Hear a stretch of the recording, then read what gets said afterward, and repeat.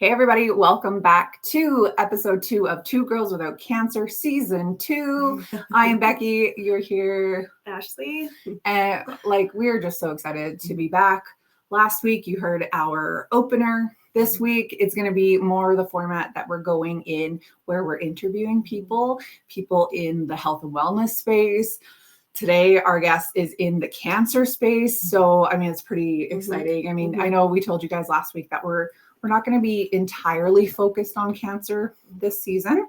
We want to branch it out to things beyond cancer, because I don't know about you, but I'm pretty tired of talking about my own cancer. And just to have an overall better health. That's just it. Getting better holistically isn't just for people who've had cancer or have cancer, right?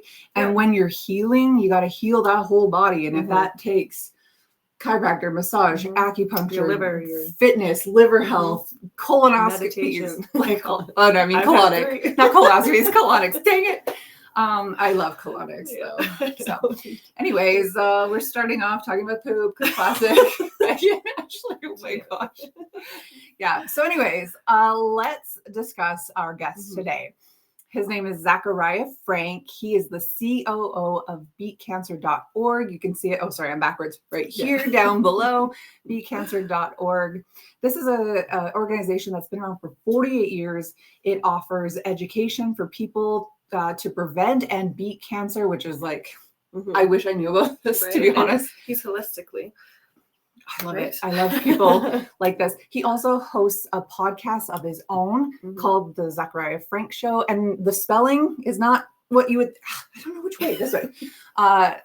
For Zakariya, it might not be what you're thinking of. This is the spelling. So type that in where you find your podcast, find his show. And without further ado, let me introduce you to Zakariya. Hello. Hello. How are you today? I am wonderful. It is a beautiful day, and I'm really happy to be here. So I'm looking forward. So happy you're here. I gotta tell you, you have the nicest smile. You smile, and it's you were your headshot kind of photo there is all business. Oh yeah, and I was I'm yeah. is this guy a nice guy? Because you don't know, right? People's social medias. Your smile is it lights up a room. Thank you very much. Yeah, I gotta get some new photos. That photo, great. Handsome. Yeah, I had actually just I had driven up from New Jersey to Toronto for an event, and didn't sleep, and then went to the event, was out all day, and so that was that photo. Me, severely underslept. You wouldn't know it, right?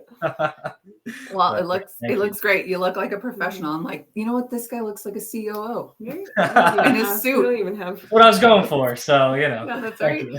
And then there's us. We're hey, selfie. Snapchat. You know what? We should get headshots probably. Anyways, so tell us everything. Ashley and I are getting to know what you do, but let our listeners know first of all, who you are, what you do, who you serve, all the things. And if I have a question or Ashley has a question, we probably will just interrupt you. But please, talk, say all the things. Awesome. Absolutely. Thank you very much. And you did a good job in the introduction. There are two things that I do essentially with my time. I run the organization beatcancer.org. We're formerly known as the Center for Advancement in Cancer Education. That's our official name, but because that's a whole mouthful, a whole lot of words. Yeah, beat cancer is a little smoother. Yeah. Easier on the tongue. We also go by beatcancer.org, which is, of course, our URL as well, which makes things easy. We're a holistic cancer education nonprofit, been around for 48 years, like you mentioned, and our mission is just to get information and education to the people that need it. We're not another, research organization that just slush funds money into never-ending research to find some magical research. Yeah. We actually talk about this a lot. I'm sorry to interrupt. I told you it's going to happen. We talk about this a lot because I had breast cancer, which is very funded. I don't want to say overfunded because as someone who's gone through it, I'm not mad about the funding that's happened for breast cancer or the research. Ashley had neuroendocrine cancer, which is very under-researched, underfunded. So for me, when I got breast cancer, they're oh yeah, you've got a cure, this resource. I could look online and find 80 bazillion posts. For Ashley, it was tougher. Pardon? I have what kind of cancer? Right. Yeah. So Yeah, sorry, go ahead. Yeah, no, I mean, it's a good point. You know, there's breast cancer is certainly one of the ones that has a large movement and a large It's glamorous. yeah, in a way, it very much is. You know, the ribbon's pink. It's pretty. Like you put it everywhere. Totally. You know, Favorite color. but that's you know, Yeah. I'm very happy for the people that are doing real research and are actually making advancements that does occur. But unfortunately, the reality is that a lot of slush funds do occur where researching results in nothing, if not maybe just another piece of paper of which there's plenty. The validity to which, you know, varies as well. But, you know, we're not here to conduct new research. We're here to take the plentiful research and information that already exists on what does work, both on the prevention and the healing side, and get it to the end users. So that's our mission. I love it. And we do it in a variety of ways. You know, we have one of our flagship programs is and always will be free counseling for anyone in need. Love So that. as a charity, anyone can contact us and get in touch with our in-house doctor, and she'll work with someone through their diagnosis, or after there's no evidence of disease, she'll also help them to, you know, keep that diet and lifestyle changes going. Dare I say that since both of us have been NED, no evidence of disease, have needed more counseling. Yes. Like going through it, it was like you're in survival mode. You're just trying not to die. You don't even process it. Really. No. And then after, and then the trauma sets in, the PTSD sets in, the panic attacks set in, the like, oh my God, I'm scared that if I eat the wrong thing, I'm going to die. Like that's been so much harder. And like that's all day long. It's like not like 24/7. It's a day or two in between. It's all the time. All day long. Yeah. Yeah. It sits in the back of your mind and you cannot get rid of it. Even if you're having a good day, it's still like, don't do that. Yeah. Don't eat that shit. Don't make plans for the future. Yeah. And so, you know, 2023, her and I both battled cancer. 2024, we were both NED. And I mean, I say it like this because like the cancer might have been gone, but like the damage is done. And I think both of us have utilized like our share of counseling for sure. Like a solid amount of counseling. Yeah. And I still feel like I need more. And I'm still going. She put me high priority just last week. It's hard. It's not easy. No. It's such a common experience, you know. It's once someone goes through something, you know, and goes through what we call cancer, it's never really goes away from being something that is in consideration. And, you know, that can be a blessing in certain ways because people can take the wake-up call and then implement the lifestyle changes that can help them avoid a recurrence. But it could be a curse as well, and an easy to get overwhelmed with if, especially if we feel unequipped with the knowledge and how to, you know, avoid a recurrence. Because the instances of recurrence are extremely high when we're talking about, especially people that go through the conventional treatment centers, because they don't teach you what brought about the cancer in the first place, and so they don't teach you how we can avoid it. You know, the very mindset towards what we call cancer in a average person's mind is a very disempowered state. People feel like it's just, you know, some random thing that happens, or it's just completely out of our control, or it's just the fate of some sort of genetic malfunction. But unfortunately, that couldn't be farther, or I guess fortunately, that couldn't be farther from the truth. And, you know, it's the same diet, lifestyle choices that can help us avoid cancer in the first place that are very necessary for helping us avoid a recurrence, no matter what. It's amazing. Your whole like organization is about is what we try and share to the world too, because people who have never had cancer, they don't quite understand. Well, because, you know, they see cancer on TV or even someone that they know who's gone through it, who is frail, bald, dying, pale, skeletal. And like, that was never the case. Her and I looked like this the whole time. Now, granted, I wear wigs. Unfortunately, but I didn't just dive into chemo because I thought, like, if my body is unwell enough or unbalanced enough to allow cancer to grow in a negative way, you know, then I'm not strong enough to go through this deadly treatment. So I spent 5 months doing all holistic stuff. I went down to Mexico twice and spent 6 weeks down there working with holistic integrative doctors, boosting my immune system to the point where I flew through chemo. Yeah, I lost my hair, but I didn't lose all of my hair. I wasn't throwing up. I wasn't, I certainly didn't lose weight.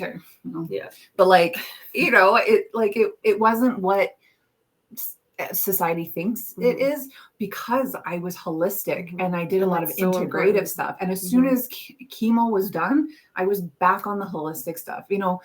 Like doing it during chemo is, I don't want to say a waste, but like you're kind of just like blowing through it because your body's like trying to expel everything immediately. But yeah, as soon as I was done, I was back on the holistic train and I bounced back. And then as I've like fallen off more holistic channels, I've fallen into more like tiredness, soreness, weight gain, like all the things. And so now as I like try to implement these things again, get my gut back to where it's supposed to be, get my muscles back to where they're supposed to be, it's tough. It is. Really tough. I'm very strict. Yeah, you are. I'm also dealing with some other stuff ever since my diagnosis and the 3 surgeries that I had put me into SIBO. Have you heard of that? Yeah. Small intestinal bacterial overgrowth. I dealt with that after my 3rd surgery. It's been about over a year, and I had to fight to get a prognosis. Like it was hard, and it was up and down swelling. And I'm in my 2nd month or 3rd month. I don't remember. 2nd for the protocol, but what they gave me didn't work. And then you get so discouraged when you're, and then I switched to an all natural. And then after about a month and a half on the all natural, my body's like starting to click. I had my first bowel movement on my own. And it was like, but when you haven't gone to the washroom on your own in almost a year, you praise those moments. It's like, oh my God, I can go to the washroom. But when you tell people that, they're like, oh, you they take it for granted. I think what people don't understand about their bodies is like our bodies know how to be perfect. They do. They know how to be well. They want to be well. And they give us a lot of chances. There's a lot of forgiveness. But if you give it the right tools, it's going to take time to repair that damage. But it'll get you back there eventually. But I mean, cancer treatment, conventional cancer treatment is so hard on the body, is so poisonous and toxic on the body that like it's going to take your body a long time to get back after that. 2 years out and I'm nowhere near you too. We're 2 years out.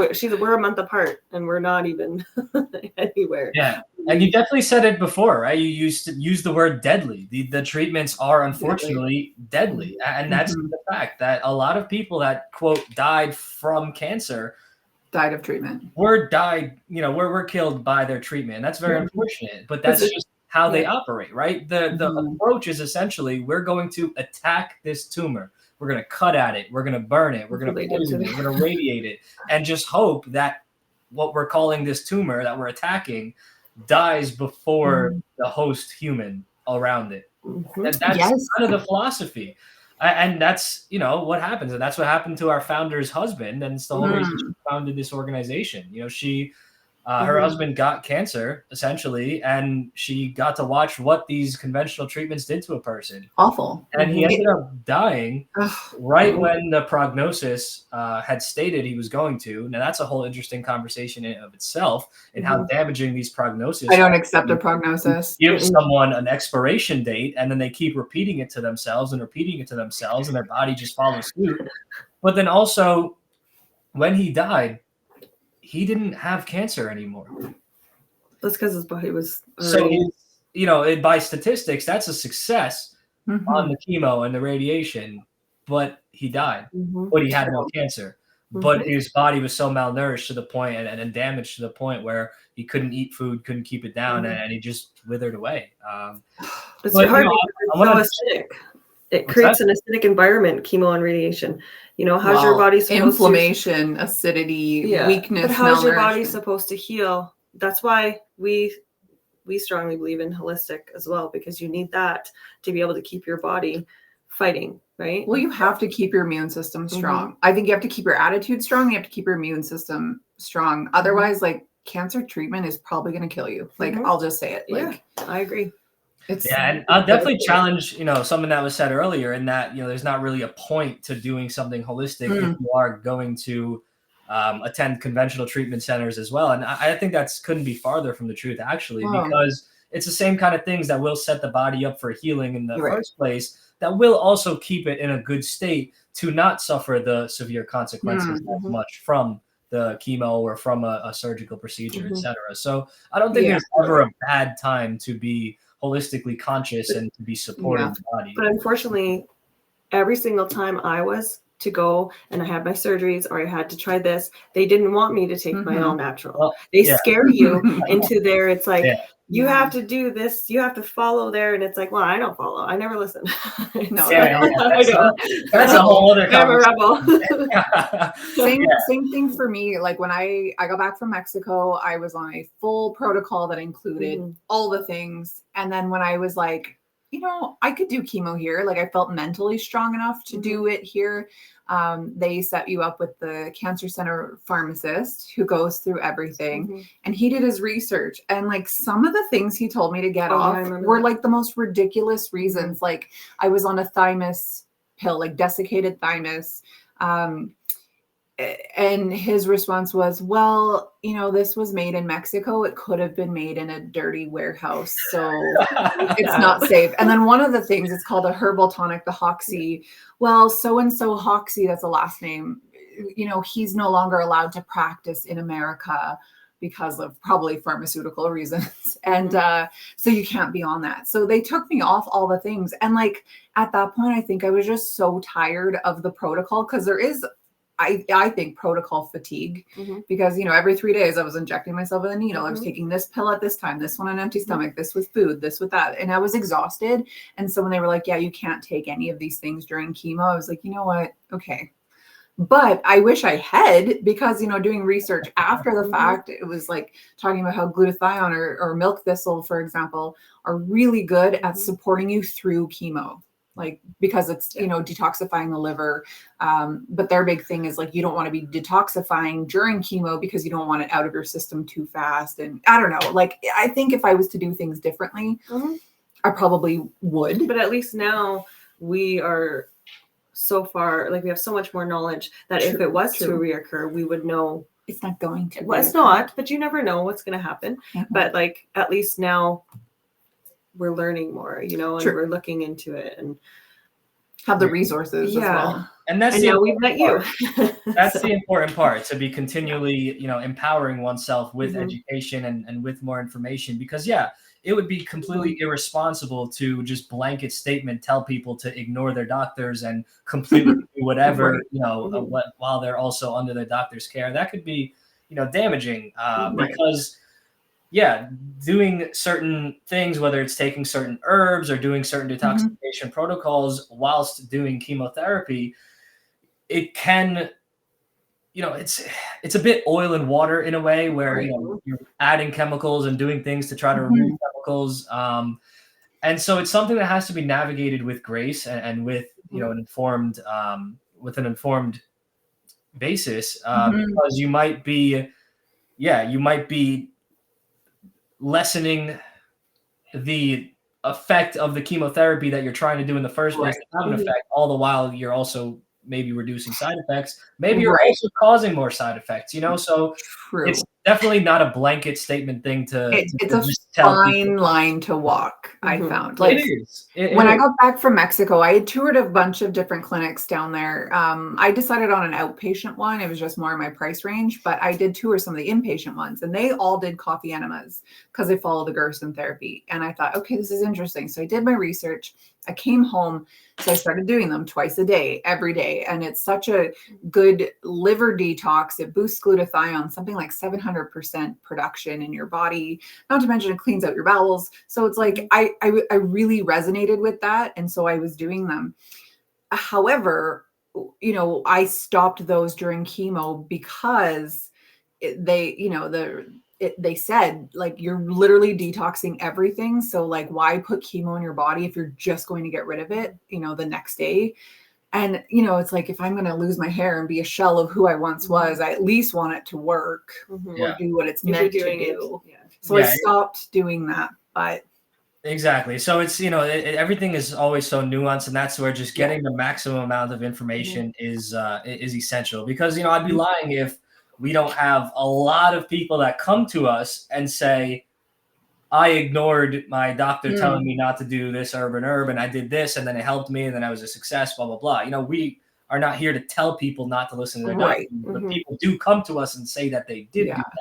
And for a lot of people, they're very happy they did, So that's where, again, just getting the information and doing things in an informed way, whether it's continuing your self-education or working with a holistic cancer coach, that's a great way to leverage your time in navigating something like that and figuring out what to do while you're also doing this, and kind of take the pieces of the that'd be a great job for you, for us. We always need more coaches. So oh my gosh, sign us up. One thing that I think, well, actually two things that I think people forget. Number one is that not everything you read on the internet is accurate. So you can find a position for absolutely anything on the internet. If I want to say the sky is actually green, not blue, I could find several published articles about why that is, right? So it's like people need to understand that, like, whatever they read on the internet is just one of several positions, all which could be right. The other thing too is that people forget that every body, genetics, makeup is completely different. So, we say this a lot on the show, like her and I could have had the exact same cancer, same diagnosis, but one respond differently than the other to treatment because of genetic makeup, because of lifestyle, diet, oxidative stress, like whatever in the body. So people don't realize that too when they say, oh, you have to take this herbal thing, or you have to do chemo, you have to do this. It worked for me. Like I found this even with my husband. His mom had gone through it. And when I first got sick, he was like, my mom did chemo radiation and she's fine 10 years later. And I was like, good for her. Number one, not even the same type of breast cancer. Number two, 20, 30 years difference in age. Number three, my attitude isn't there. She was a nurse working in the medical system. So of course her alliance or her trust is in the medical system. I watched my former sister-in-law, an ex-husband, a different husband. I watched his sister die of breast cancer 10 years earlier. And all my faith in the medical system was lost from that moment. So like, even though her and I had breast cancer, it was nowhere near the same. And the outcomes were nowhere near what they would have been. I think that's what a lot of people have to realize is it's not the same. You have to do it the way, like what works for you, and you have to do trial and error. When I share my stuff, like when we're talking, it's like, here is what we are doing, and it may work for you, but I'm not going to say it's going to work for your body, right? Yeah, absolutely. There is no one size fits all anything, especially when it comes to health, and because again, it goes back to the language that we use around cancer and how people want to find like the cure, like singular, or the thing to do, or it's a spectrum. It's a spectrum, and it's also so unique. It's there's not just one thing that brings about what we call cancer in someone's body.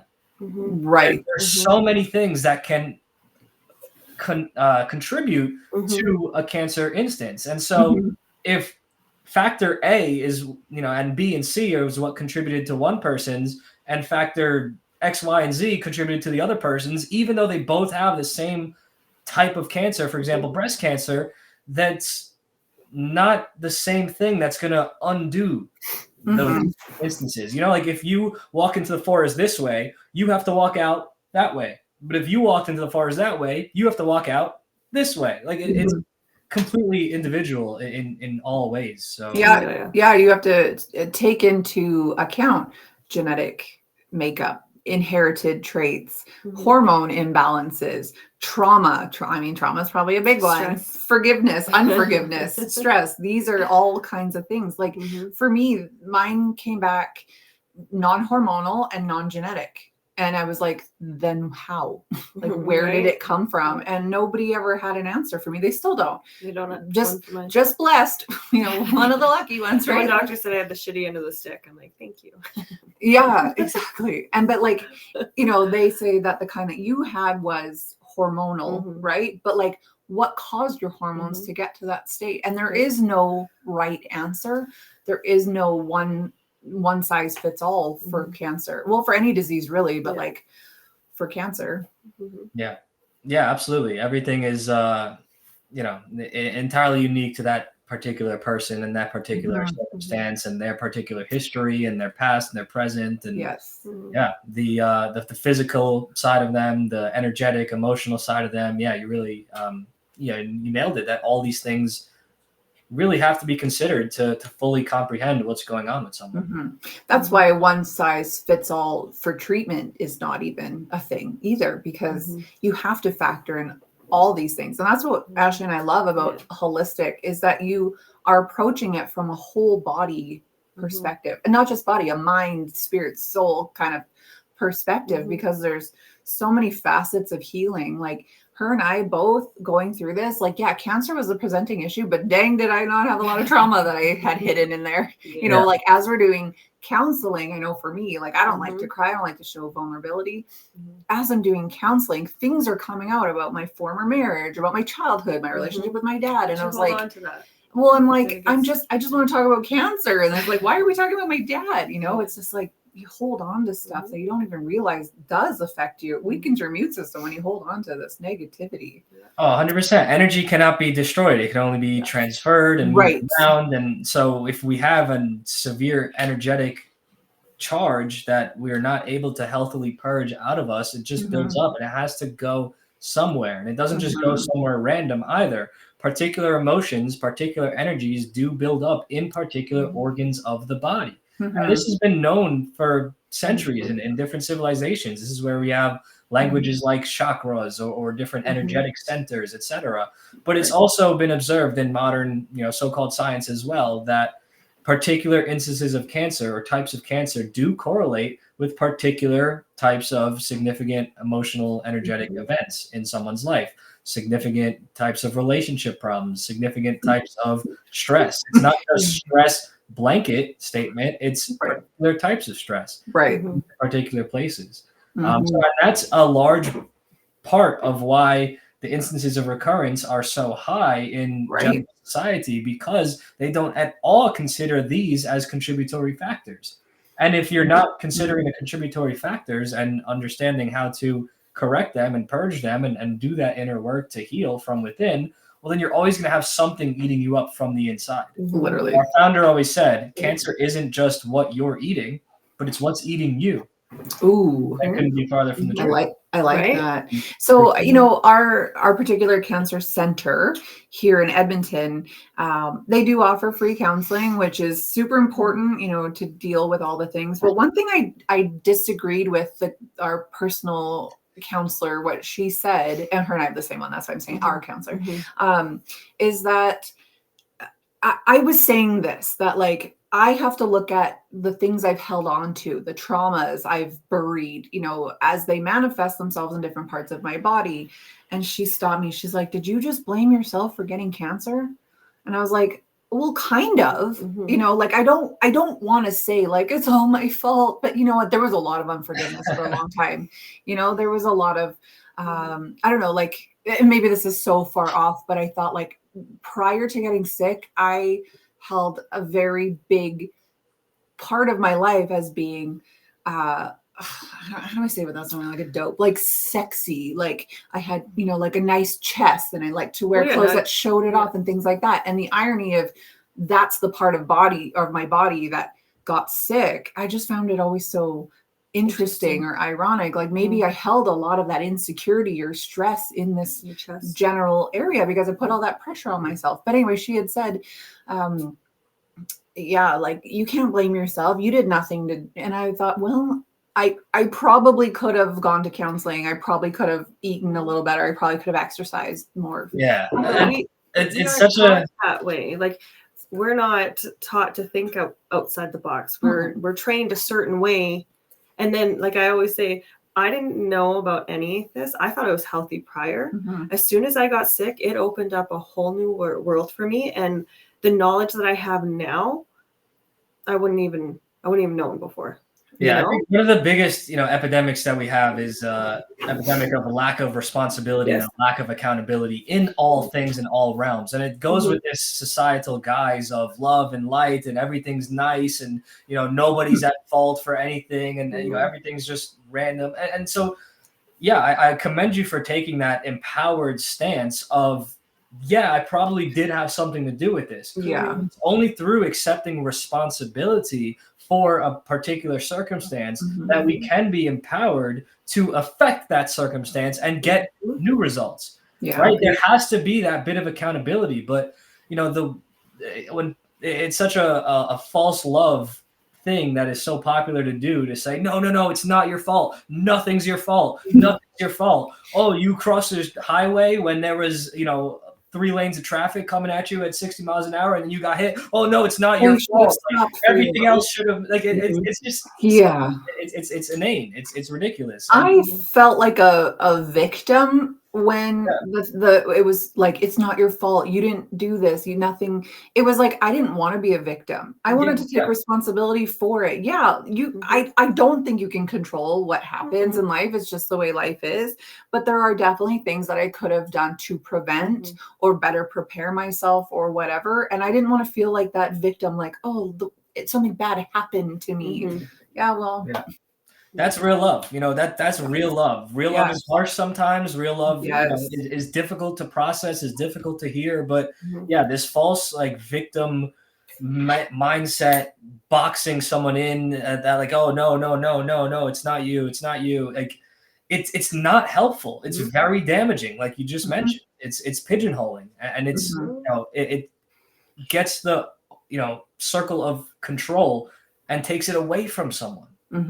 That's never helpful. Exactly. I wanted to control it. I didn't ever want to have no control. Yeah, things in my life have happened that have caused me to feel trauma. People have done things to me that have caused me damage. However, this is the way that I dealt with it. That's like the mindset that I had. I needed to have dealt with it a certain way. And, you obviously can't go back into the past and fix it. But like from here on out, for example, like I had a lot of beef with my ex-husband.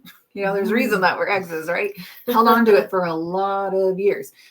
When I got sick, it was like none of that even mattered. And like none of that anger I felt towards him was there anymore. I actually really like the guy now. We're good friends now. And it was relieving. And like through this, and I mean, obviously his sister had died of breast cancer as well. So for him, it also hit him like a truck. That his kid's mom was going through this. But yeah, just like all this negativity that I held on to for years was just gone. And it was like such a peaceful, weight off my shoulders kind of thing. It was nice. And there's, always levels to all things. And that even goes for accepting responsibility and accountability. And it gets very difficult, depending on which level you're going to. But just speaking in general circumstances, even when someone is in something like a relationship that doesn't work out and the person does whatever and we feel slighted by them, or maybe they did do very bad things to us at a certain point, there's still a responsibility for choosing to be with that person at some point. Yes, it takes two.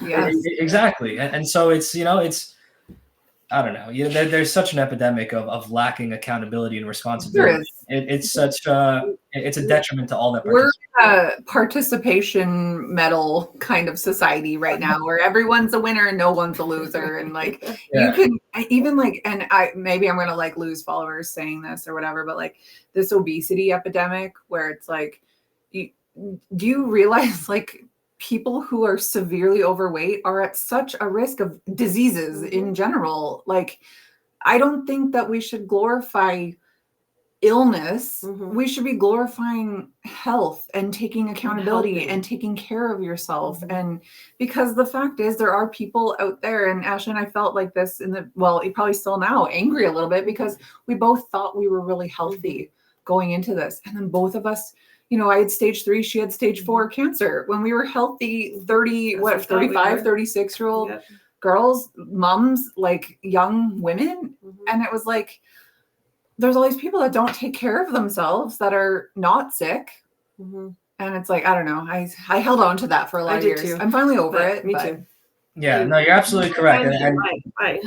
Victim. Yeah, you're absolutely correct. And the whole body positivity, societal engineering is another example of just feeding people into being unwell in a false love frame. And a lot of very nefarious and very damaging things come with that framing of this is love and acceptance and normalization, etc. Listen, if it has to be normalized, it's because it's not normal. Right? I love that. Well, just like eating healthy, people see it as a diet when that's actually what our body needs, instead of them just, it's like, oh, I'm going to have junk food. Oh, that's normal. Is normalized, right? Yes. Yeah. So let me ask you something maybe more political in nature. And again, feel free not to answer that. But like, do you think we live in a society that's trying to poison us?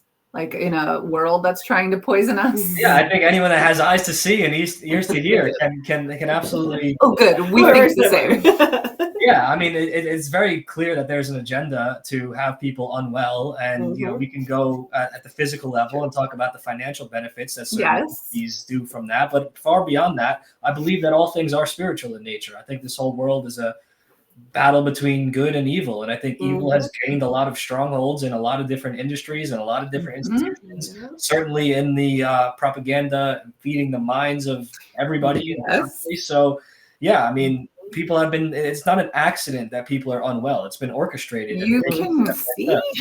We like you. Yep. You can see that sort of slow boil since like sort of that sexual revolution in the late 60s here. That slow boil, but in this last decade, man, did it go faster. Yeah, exactly. Like you said, it's a slow boil. It's like the old boiled frog. You can't drop a frog into a pot of boiling water. It'll jump out. But you can turn up the heat from cold to a little warmer, a little warmer, a little warmer to scalding hot. And eventually it's boiled and dead and doesn't even realize. It's normalized. You're correct that it has been accelerating because they can. They, we gave them an inch.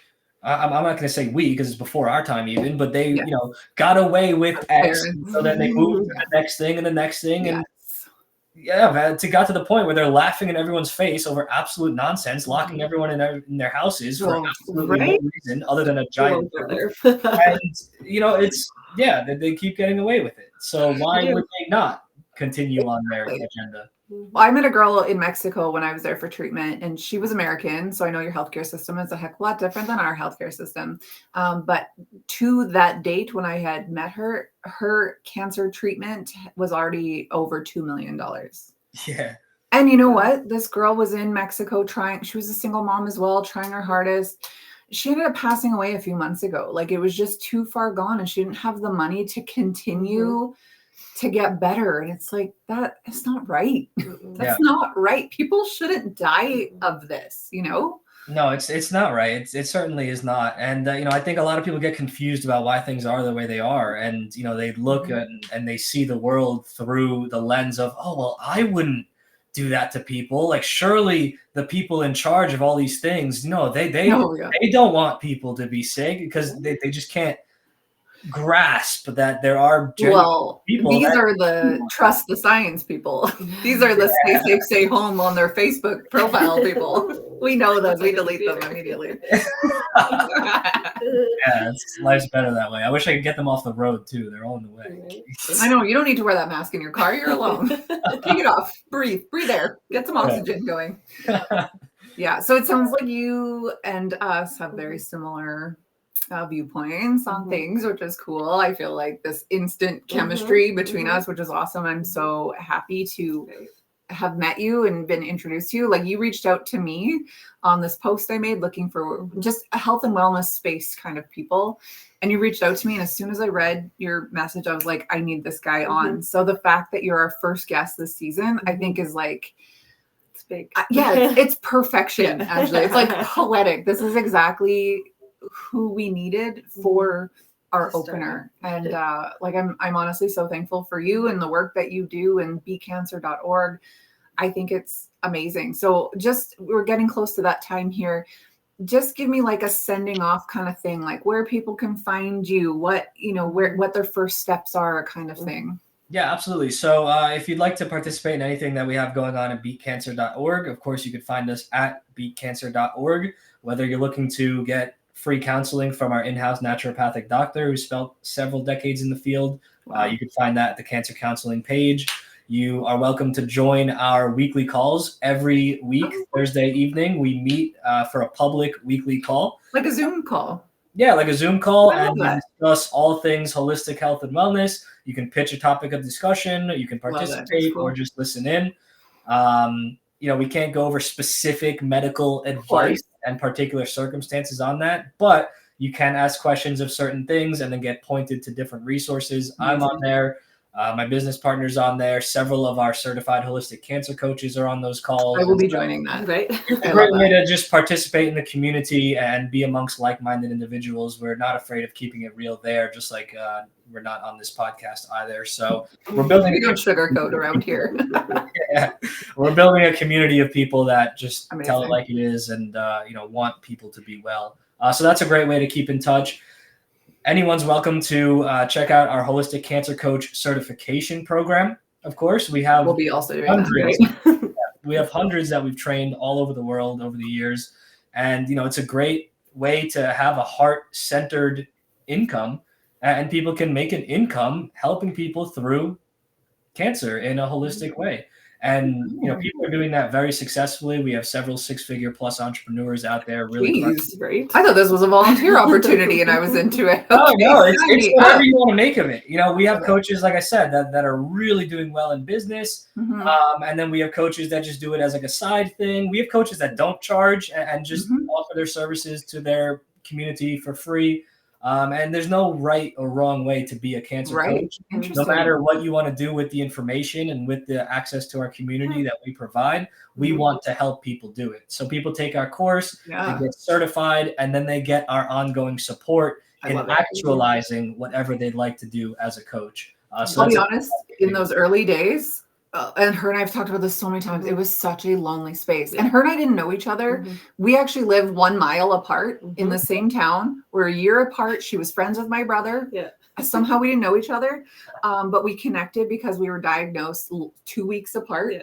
February 14th? Well, I wasn't diagnosed with cancer until March 14th. Oh, okay. February 15th is when I started. Yeah, and mine was February 1st. So so similar. We connected in that because both of us felt so alone.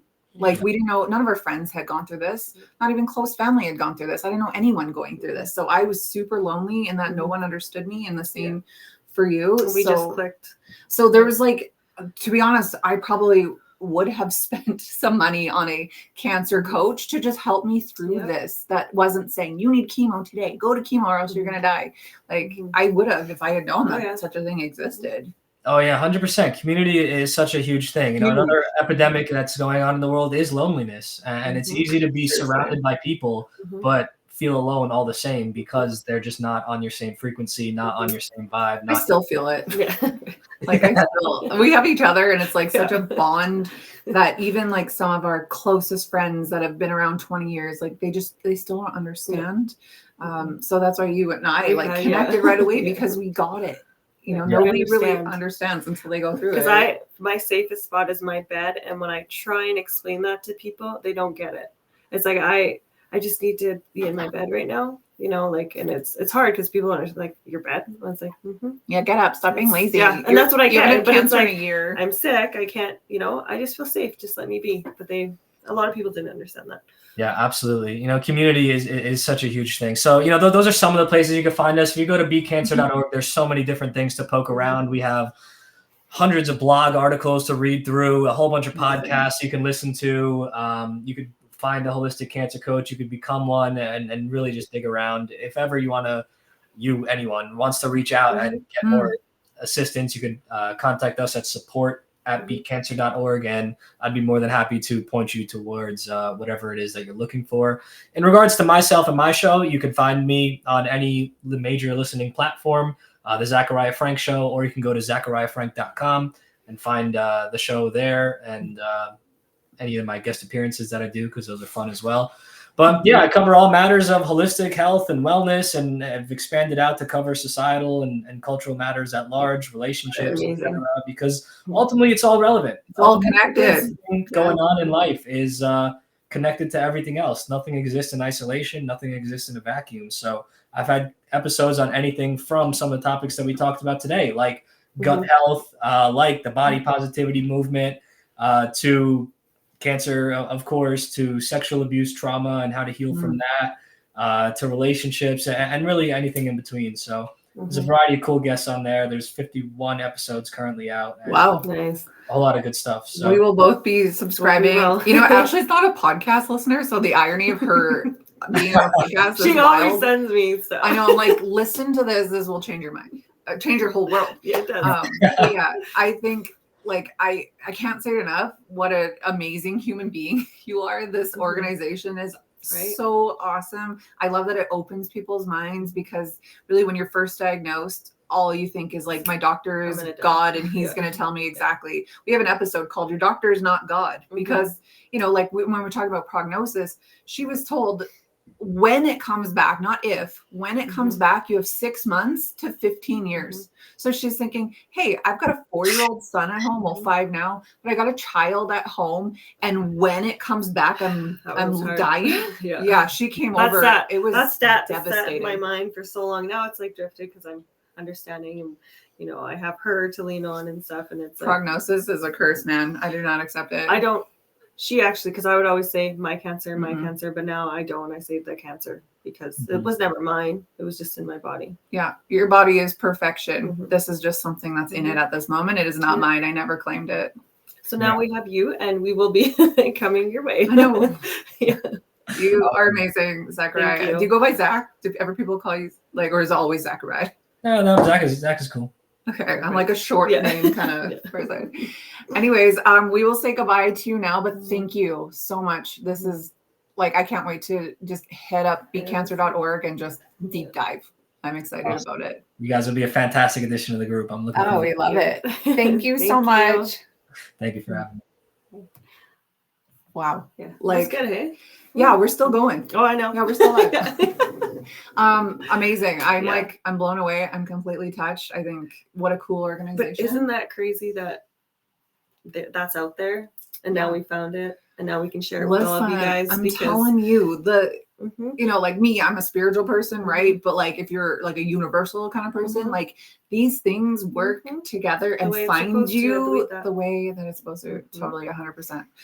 Again, check out beatcancer.org. Check out the Zakariya Frank show on any podcast platform. Note the spelling again. This way. Note the spelling. And that's that. Thanks for being around for episode 2. Thanks for waiting on our 6 to 8 month break. That was a little bit. We needed it though. We needed it. Look at us looking fresh and young. Glowing. It's not at all this big ring light right here, but thank you everybody, and we will see you again next week with our next guest. Bye.